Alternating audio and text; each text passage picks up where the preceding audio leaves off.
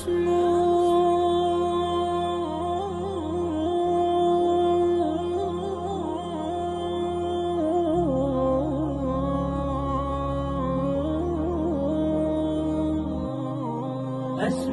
وأجتاز السماء جلالا، فأزيد أسراب الغيوم جمالا، وألون الدنيا بأجمل بسمة، وأكون للخير العميم مثالا. أسمو وأجتاز السماء. بسم الله الرحمن الرحيم. ويطعمون الطعام على حبه مسكينا ويتيما وأسيرا. في هذا اليوم المبارك 7 من أبريل لعام 2025 استيقظت هؤلاء النسوة من نومهن بكد ونشاط وقوة لكي يصنعن الخبز للنازحين في شمال قطاع غزة في ظل انعدام كل شيء، كل مقومات الحياة.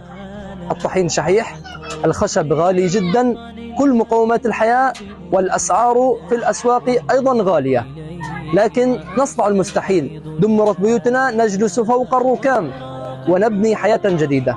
يأتي هذا المشروع بعطاء كريم من منظمة تطوير المواهب وريادة الأعمال، وبتنفيذ كريم من جمعية وجدان الخيرية، بارك الله فيهم. نسأل الله سبحانه وتعالى أن يصب عليهم الخير صبا صبا، وألا يجعل عيشهم كدا كدا، اللهم آمين. وأستفيض جلالا،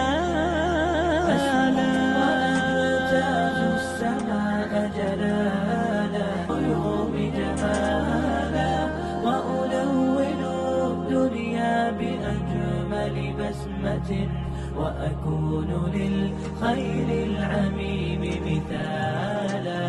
وأبر محتسبا بأم وأب، فاض علي محبة ودلالا، وأكون في عمل التطوع قدوة، وأصوغ من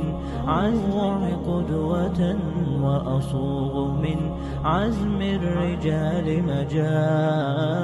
وأبر محتسبا بأم وأب، فاض علي محبة ودلالا، وأكون في عمل التطوع قدوة، وأصوغ من